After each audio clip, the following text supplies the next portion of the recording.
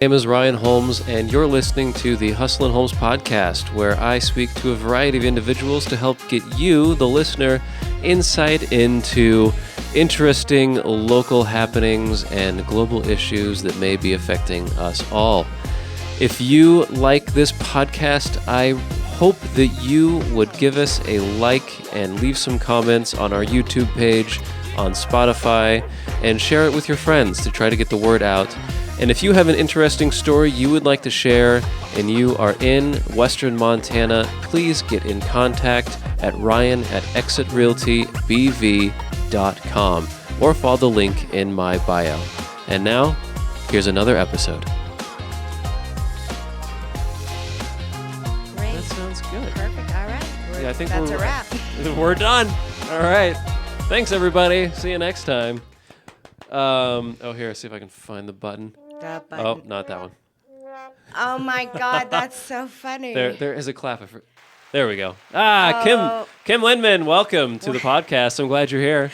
Thank you. Thanks Finally, for having me. I know. We've been trying for a while. I know. I appreciate you rescheduling. Oh, you know what happens. You're a busy lady. Yes, I am. You're out there doing things, making things happen. Moving and shaking, yes. Shaking and moving, and now that you're the managing broker down at Steve I.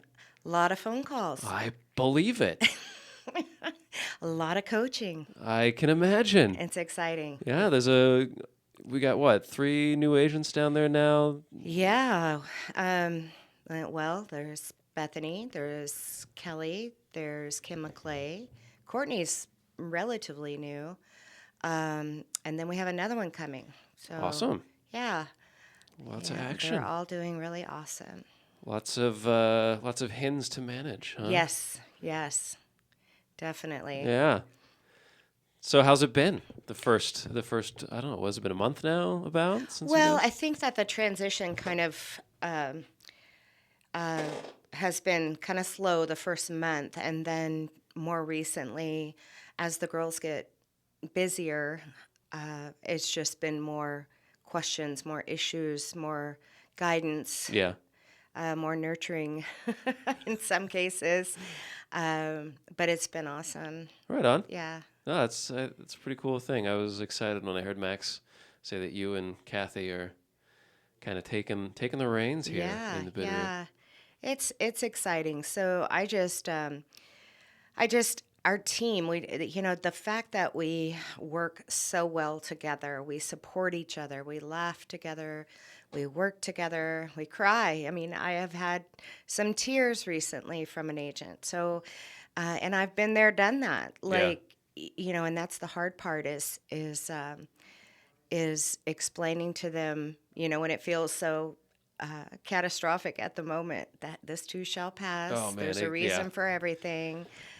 It's just that her heart's in it, Absolutely. And when your heart's in it, then it does it makes it hard to digest when something doesn't go as you wanted.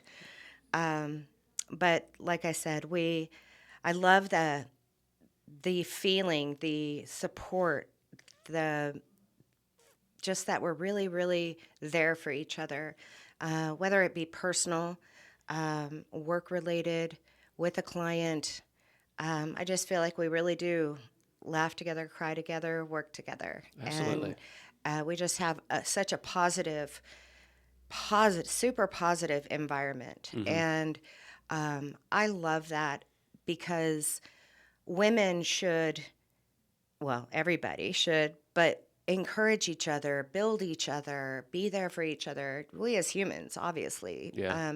But I think of it as sometimes women could, I don't know, I never had a sister, but I think of sisters, just attacking each other, fighting and, drama and, or you think of high school, but I just... Yeah, that's more the case for sure. Right. Yeah. But I have zero tolerance.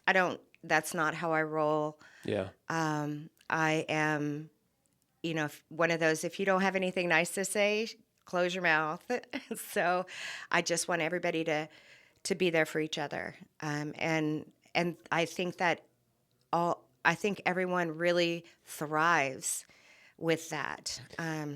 Yeah, makes a difference. That's got to be the number one theme that I hear whenever I speak to anybody about exit as a brokerage and about, what is it about this place that you really enjoy? And that is the most consistent answer to that question is it's an enjoyable place to be. I love the people that are here. We all work so well together, and it's this environment of help and nurturing, and just we're all here to help each other do the best job that we can do. 100%.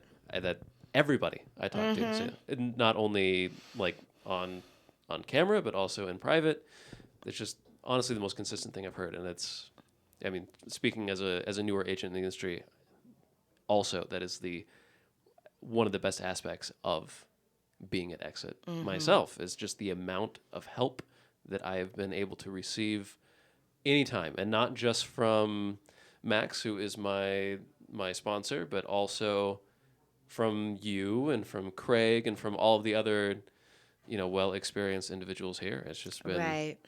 anytime I have a question, I don't have any hesitation to reach out to somebody. Right. If I can't get a hold of Max, I'll call Craig. If I can't get a hold, just down the line. Give them a chance to call you back. Yeah, That's the one thing. Then you've got 3 different people on the phone. But I think that what was really cool is recently I went to Canada for the broker training. Yeah. And it was phenomenal to have that spirit, to see that spirit come from the corporate level. Yeah. From the founder of the company and the CFO and the CEOs and the COOs all together in this family nurturing, caring, supportive, positive environment. So it really does feed from the top down. 100%. And it's just so cool that I can just be that person that keeps feeding it down. And we learned so much. Everyone was there for, they reach out, they say, call me anytime, reach out anytime if you have questions. And I just think that it was amazing to see that. And I'm really looking forward to going to convention next month. Awesome. And seeing what convention holds, because I feel like that's going to be great. And Courtney Ferguson is actually going to go with me. Right on. And I'm super excited for her because she has just come over here to Exit recently. I don't remember how many months, but just on fire, just so excited, just thriving, already recruiting. Awesome. A lot of deals, and now she's going to go. And she wasn't going to go because of family and life. And I said, you have got to take time for you.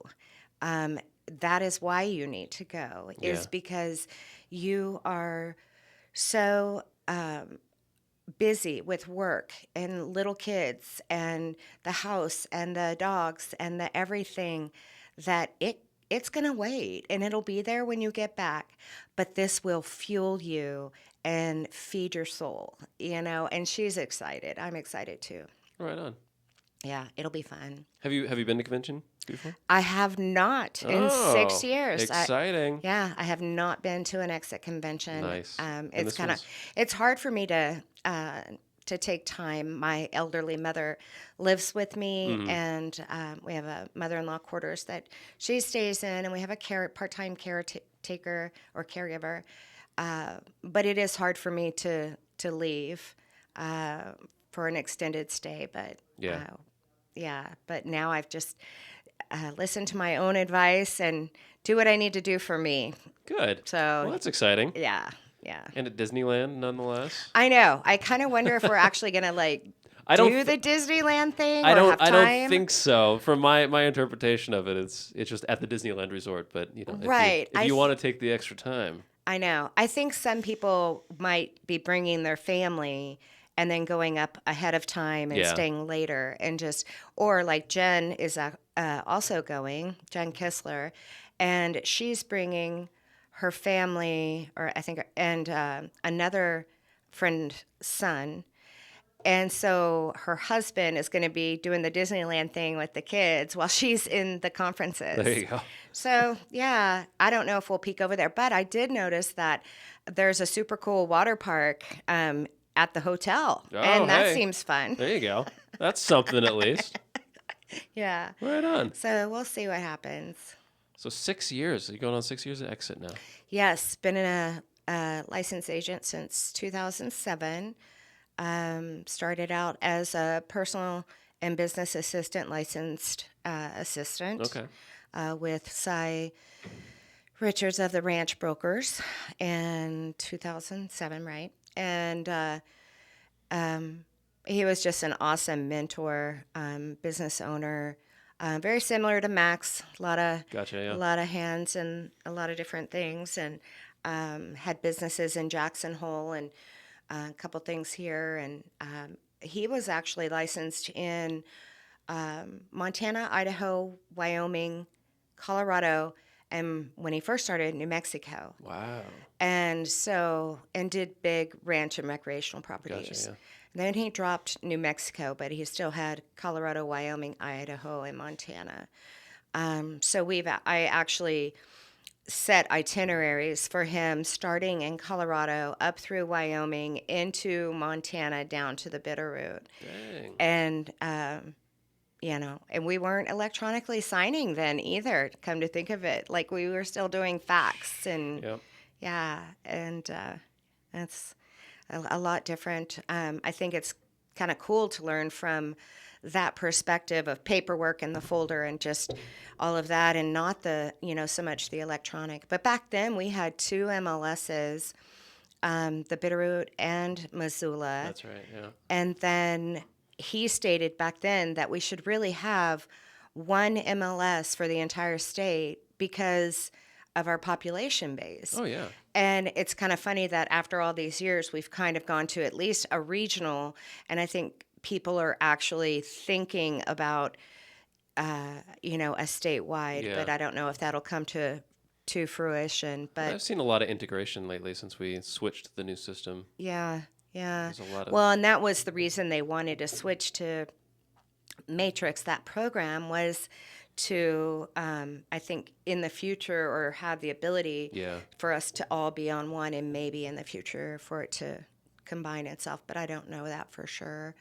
So, but all those years, and then unfortunately he passed away. And but prior to him passing, he had he joined like a partnership, became business partners with a gentleman that worked over in Livingston, because we used to go all the way to Livingston to the Yellowstone River. I've showed beautiful homes over there in Livingston, Bozeman, all the way up to Whitefish. So we were all over the place. And he joined forces with Dave Veers and Associates right before he passed. And so I was here by myself in the Bitterroot, or Western Montana, if you will. And I just did not have any guidance, any support. It was really tough. And I did that for about a year. And that was right after the market crashed. Yeah. And so that was a super tough time. I ended up thinking I could do 3 shifts in the ICU a week and working real estate.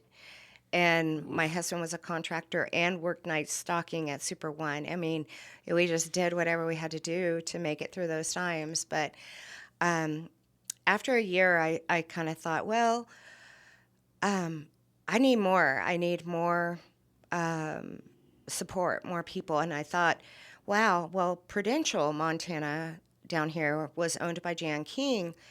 And I had worked with Jan King and Kathy Butts and all the agents, Sharon Dedman, just all of the old timers that were over there, not old timers, seasoned agents that were over there. And I thought, well, what a perfect place to be, because I know them all. Yeah. And I was there, and I didn't quite get that feeling of a team or working together or a part of something. Mm-hmm.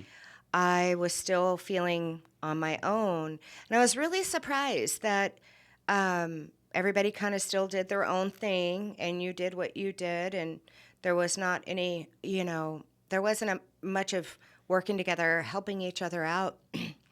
And then they were purchased by Berkshire Hathaway. And I was there for that transition. which was really hard, but it was exciting, something new, and thought Yeah. I'd give it a shot. And it wasn't much longer. I think I was there maybe a year. I was actually under Kathy Butts. She was the managing broker for the office at that time. Oh wow. And I met Max, and he is just quite the force. And Yeah, for I just, sure. his enthusiasm, his positive outlook, and it just kind of had me, very curious and very excited to be a part of something bigger and different. Nice. And so it's been quite a journey, and it's been awesome. Good. So, Right on. Quite. Yeah. Big adventure for sure. yeah. And moving forward, just kind of managing everyone, it's just super exciting too. Yeah. The next step. Yeah, Yeah. next step. And it's so cute. I could tell so many stories, from over the years. And when you get a new agent, and this is also brand new to them, and it's just great to be able to take those years of experience and wisdom and just guide them for sure, Right on. help them out. Very exciting. So how does a Texan like yourself end up in the Bitterroot Valley? Oh, well, that's a whole story upon itself. Oh, please tell. So, We're all curious. okay, so I have a degree from University of Texas, Austin, in radio, television, and film. Oh, hey. And I worked in the film industry in Texas. And not too long after graduating and working, I went to LA. I did the LA thing. I Yep. worked on film, television, supervising manager for a trailer company. Had the big office in the CNN building, which is right on Sunset at the top, looking at the Hollywood sign. Oh, classy. Yeah, it was fun. No, not classy. Have you ever been to Hollywood Boulevard? I actually no. I've been. Or Sunset Boulevard? It's I actually haven't. kind of scary. I've visited LA a couple times, but I've only ever been to kind of the suburb area where my cousin lived, and never really made it Yeah, to. Never made it to the Hollywood. I think it's kind of a letdown a lot of times. It's just kind of old and dirty, and it doesn't really have Yeah. that Hollywood glam feeling. But it was certainly fun, And then I went back on the road on a film, but I went to some sort of a team pinning, I think, event. It was a thing everybody did on Thursday nights, and then they would go to the, country and western bar, and I met some guy, and I thought he was kind of really good looking, but I thought he was a jerk, and I was like, wow. Well, I ended up marrying him. Always happens that way. Huh? Right, and so once we decided that we were kind of starting a family, and I worked at a place called Hollywood Rental, and essentially all your grip and lighting equipment, Yeah. trucks, all of that. And then another place called the LPS, which is all the automated lighting. Okay. And it was really kind of cool. Now I'm married, have a baby, and I still was in the industry and working kind of 9 to 5. Mhm. And it was right close to home. So it worked out great. But when we got married, the plan was to get married in California, and then we were going to move back to Texas. Well, then he later informs me he's not going to Texas. Oh. It's flat, it's hot, and it's humid, and there's too many people. And so I thought, well, wow, now what do I do? And so I was on a film, and this Montana, kind of came out, and he talked about Montana. And his cousin was a GM for the Montana Club and lived up here. Okay. And he had been up this way, loved it, and we start talking, and all of a sudden he's tired of the traffic. He's tired of what's happening in the neighborhood. Just a lot of things, just not conducive to raising kids too. Yeah. Yeah. And so I was like, well, heck, we're not going to go to Texas, so why don't we go to Montana? Are you ready for a bigger house? Downsizing? Need to be closer to family or work? Whatever the reason, when it's time to move, it's time to find a realtor. Exit Realty Bitterroot Valley is a full-service brokerage that prides itself in being a true advocate for their clients, whether they are buying or selling. To learn more about the services we offer, simply text HUSTLIN to 85377. That's HUSTLIN to 85377. And it was funny because when we kind of first started talking about it, I was like, we should just go up there and, buy some land. And he's like, we can't afford an extra $200 to $300 a month. And you're looking back, like you go, oh my gosh, shoulda, coulda, woulda. If only, right? Yeah, should have, could have, would have. But so we finally, everything just started falling into place. And back to the film commission, they had sent me these killer sepia tone pictures of the mountains with the cowboys, kind of cool. riding. Yeah. And they're in my house right now. And I had, and I was thinking, God, that's a cool place. That would be cool. And I've got a 1-year-old and a 4-year-old at that point. Well, somebody said, "Hey, if you guys ever want to sell your house, our friends probably want to buy it." And so then everything just started clicking. So I got a realtor to come out. They gave me what they thought, was a good price, a evaluation of the price, and I started looking into it myself. Yeah. And I was like, "Okay, well, here's a price." And they said, "Okay." So now I'm selling my own house, looking on the internet, which the internet, I feel like, what was that, 2003? Wasn't what it is today. The early days, yeah. Yeah. And so, ironically, we were looking at properties, and I remember seeing this one picture of this little historic town called Stevensville. Oh. And I just can still remember the visual. And I was like, what a awesome little town. How adorable. I just love that little town.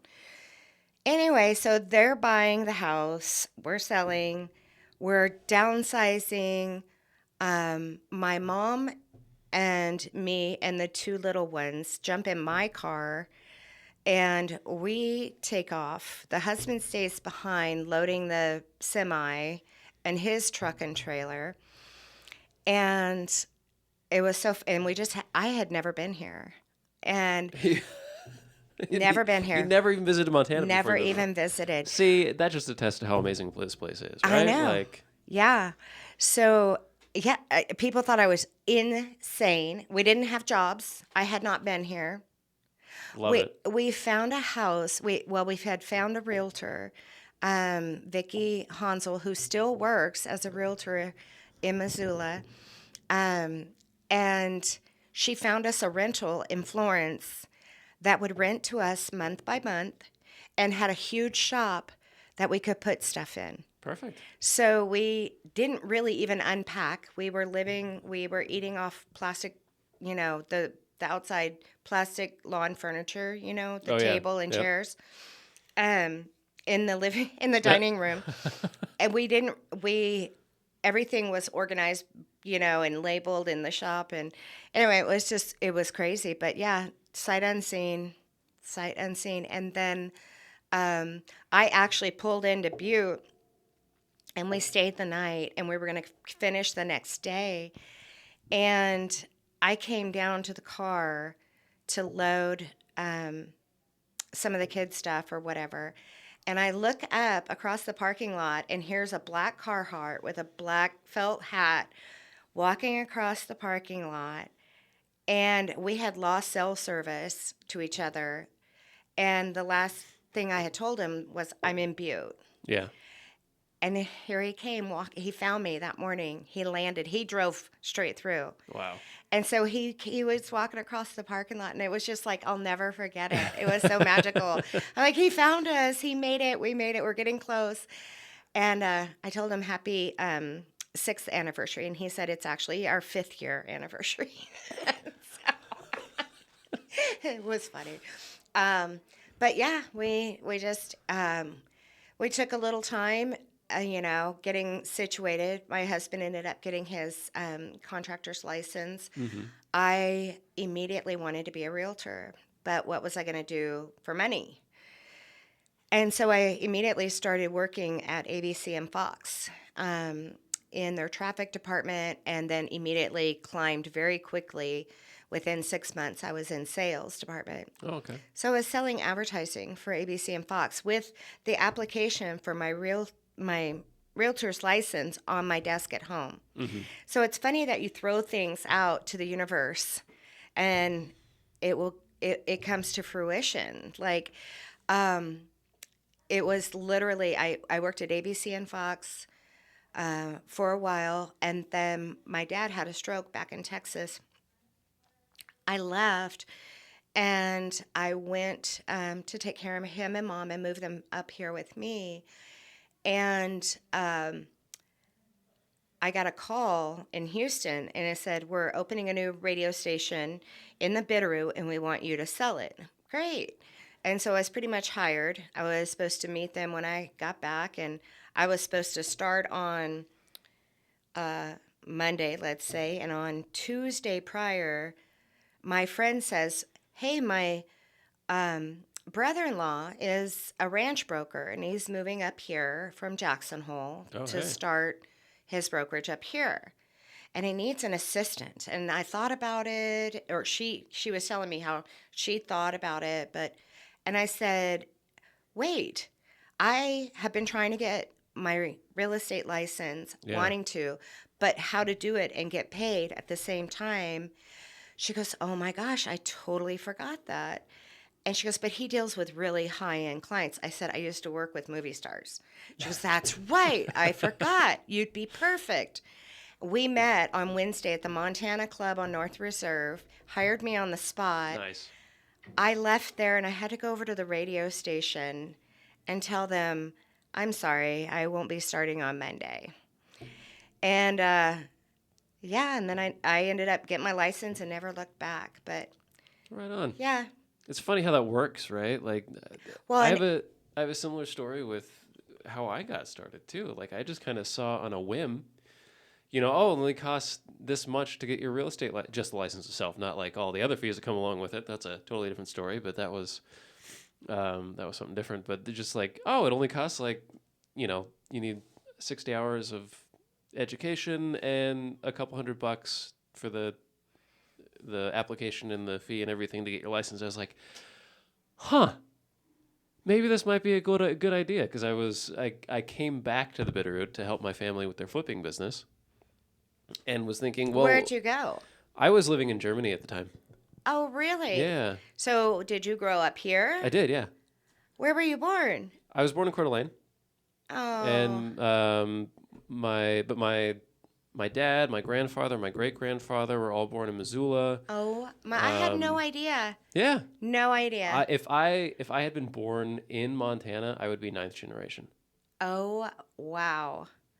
That's So cool. lots of family history here, um, and both on mostly from my dad's side, or pretty much all from my dad's side, from my grandfather and his family in the Swan Valley. So Okay. his my great grandfather used to plow the road from Sealy Lake to Clearwater Junction Oh in my the gosh. 30s on Yeah. horses with a horse-drawn Oh plow and my all that. And gosh. my grandmother's side of the family has a long history of we can trace our roots back to an individual who was a relation of one of the owners of the Hudson's Bay Company, Oh, who came out here on an adventure when he was like 15, 16 years old, and fell in with the Blackfeet Indians and stayed. wow. And Such cool so history. That's long, yeah, awesome. long history of being here in Montana, and I think that's where my sister and I also get our sense of adventure from, because we Mm. both left shortly after high school, because I actually had intentions to go into the film industry myself when I was really involved in theater here when I was in high school, and went to Montana State University for a year doing their film program, and then realized that, well, the track this would put me on, the only real way to be successful in this would be having to move to Los Angeles, and I was like, I don't really want to do that, and so Oh, that is so funny. so then I ended up taking some time off, and then found my way into culinary school and traveled around the U.S. Oh, cooking different wow. Are places. you a good cook? I like to think so. Okay. I do. All I do a pretty good job. Okay. I do a pretty good job. It was a big part of my career for a long time, Nice. or it was my career for a long time, working in restaurants, and also I worked at a chocolate factory in San Francisco for a few years, and then kind of had what I call like a quarter life crisis when I was 25, and Okay. didn't want to work in a. I didn't want to work in. I don't want to work. I don't want to work. Well, that was kind of it too. Sounds like my kids. 'Cause I didn't want to work. Well, I didn't. I was living. So I was living in San Francisco at the time, and it was just becoming I got tired of living in a city and the commute, and I was 45 minutes each way on a bus to get to the office that I was working in, and then it ended up that company was going to move, and so it would mean I would have to move too. Otherwise, I'd be on a 2-hour commute each way. Because there was no way I was buying a car when I was living in San Francisco, because then I'd have to spend 4 hours looking for parking. So I was just like, you know what? I'm going to pack up all my stuff, move back to Montana, and then went to Europe for a year. And then I just kind of worked to save up money at that point to go travel again. And then back in 2017, I kind of ended up staying in Europe, Eastern Europe, and Germany for... Well, I got a job in Germany eventually and was there for 3 years before I came back here. What were you doing there? I started out doing construction work for a friend of mine, so just doing renovations and that kind of stuff, and working on his little farm there. And then it was by a fluke, actually, that I got the visa, because there was a newer individual handling my case, and she somehow accidentally approved my visa, even though because I was supposed to be a full-time employee to get a visa, but I was only part-time at this place, and what we agreed, but I still got it. And so I went to reapply to get an extension for another 6 months. And like, we can give it to you, but you have to find a full-time job. And this is one of those moments where things just all kind of fell into place, where I had been living. So I first came to this area and made a lot of these friends when I was working on a farm, who I became really good friends with, the whole family, and so I found a job at a restaurant who were friends of the family in this area. And then I ended up moving back to the farm as well, which was kind of a little dream of mine in that. Yeah. Because it was such an idyllic little place. And Right. It was, I just always wanted to get back there and, find a way to stay for a little longer. And yeah, so I got this job at a restaurant in the town, and then was living on the farm again, and ended up staying at that. I had planned on staying a little bit longer, but then, the whole world fell apart with COVID and that kind of stuff. And kind of puts, it was like, I haven't been home in 2 years, and I don't want to go back just for 2 weeks. If I'm going to go back, I want to go hang out for a little while. And so I quit my job, basically left my life in Germany to come back here for the summer to help my family, and then went there flipping stuff. And then that was when I saw the little ad for getting the license and that kind of thing. And then it snowballed into this whole ordeal, and Right. and now I've like just. Isn't it funny how things they really do have a way of... Oh, here, just push this a little closer. Oh, sorry, You're because good. I sat back. Yeah. You just want to keep it close so we can hear. That things really do have a way of just working out the way they're supposed to. And when I go back to that transition of selling my house, and it was just one thing on top of the other that just kept falling into place. Yeah, right. And there was no hurdles, and it was just, it was just clearly meant to be. Yeah. And again, like everybody was like, "What? You don't have jobs? You've never been there. What are you thinking?" And I was like, my whole body says this is what I'm supposed to be doing. Right? And you Yeah. just follow that. Yeah. I didn't I think about it. What if this and what if I didn't? There was none of that. It was just following your soul, and it usually works out. Yeah, right. I mean, if it feels, it can be scary for sure. Exciting though. But exciting at the same time. I mean, I know. there's a lot of great experiences. I mean, it honestly, some of the, I've done a fair amount of traveling and been to a lot of different places, around the world, and they come with their own challenges. Mm-hmm. But I always say that coming back here and kind of trying to build a career and something stable in my hometown has been personally one of the more challenging, I think one of the most challenging things I've ever done in my life, because I'm faced with, I grew up here, and so I know this place really well, but it's also changed quite a bit. And also just the commitment that I made to myself of I'm going to do this and I'm going to follow through with it has been supremely challenging, but also like in a good way though, where it's really like, it's testing my mettle, and it's also like showing me that I am capable of doing something when I put my mind to it. And yeah, way more than you think. Yeah, Way more than you probably thought. Yeah. And then just when you want something and you set goals and you can make it happen. Mm-hmm.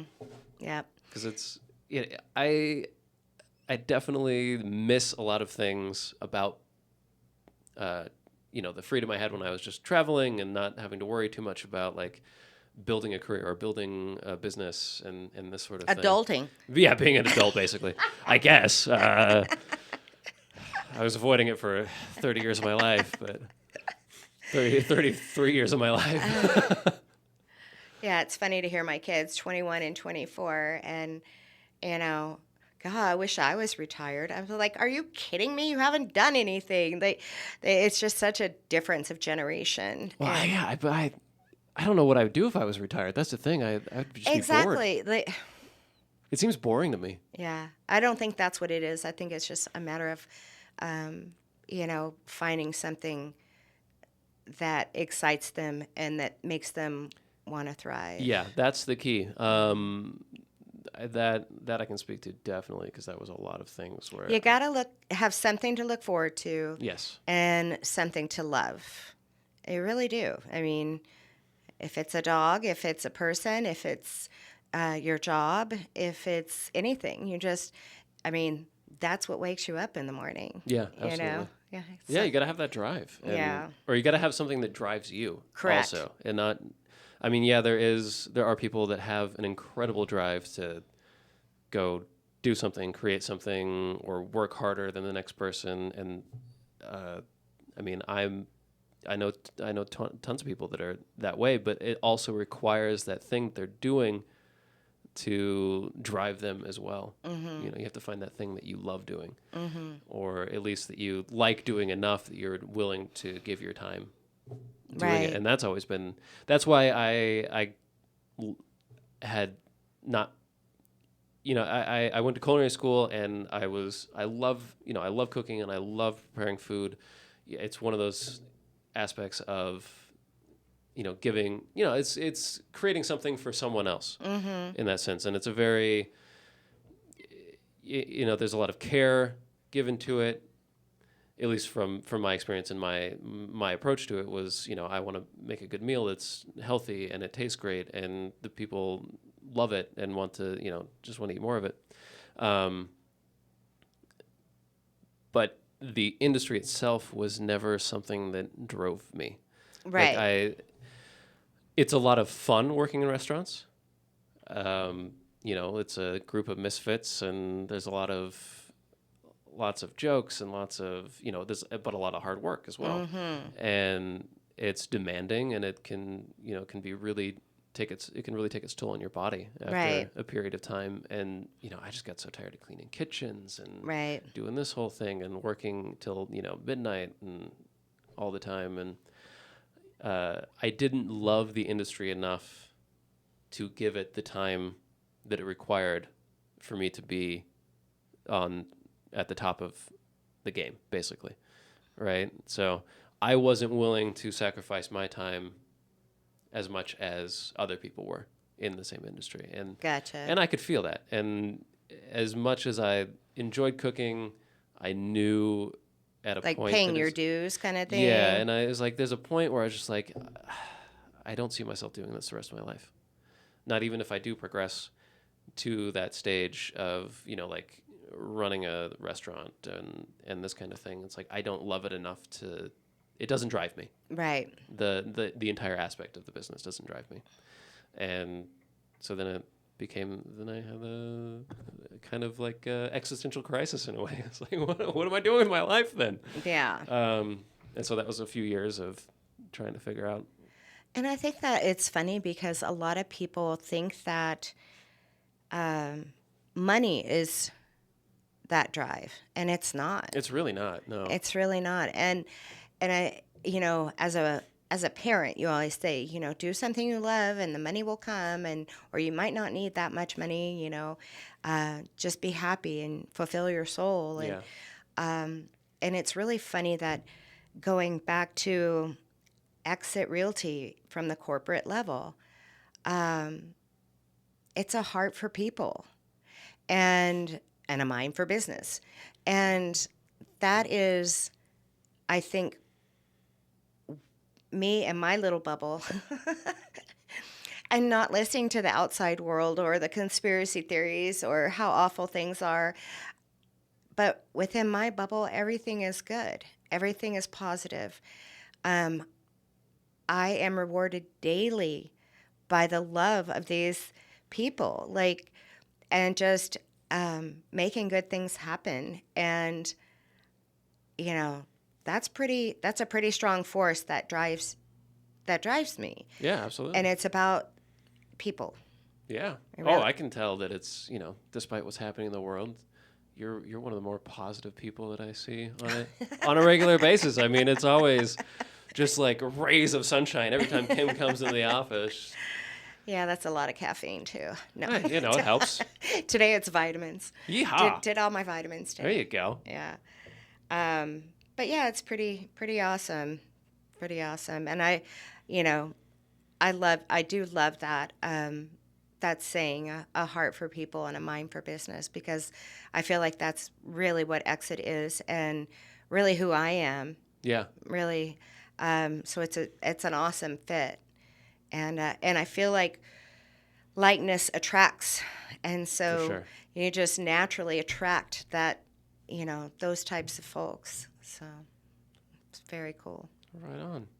Well, I think that's a good spot to end it right there. We got our little brown bag lunch We thing coming do. We're going to up, learn so about our killer Exit app, I think, from That's our from new engagement leader. Kelly Lutz. I'm so excited. She's amazing. She is. I'm excited to see what she has to present. Yep. So, well, Kim, thank you. Thank you. I appreciate it. I'm glad we finally found the time I am too. to get in here and do this thing, and yeah, hope that we can do it again before too long. Okay. It's been a pleasure. All right. All Thank right. you. Thank you. Thanks, Bye. everybody. Bye.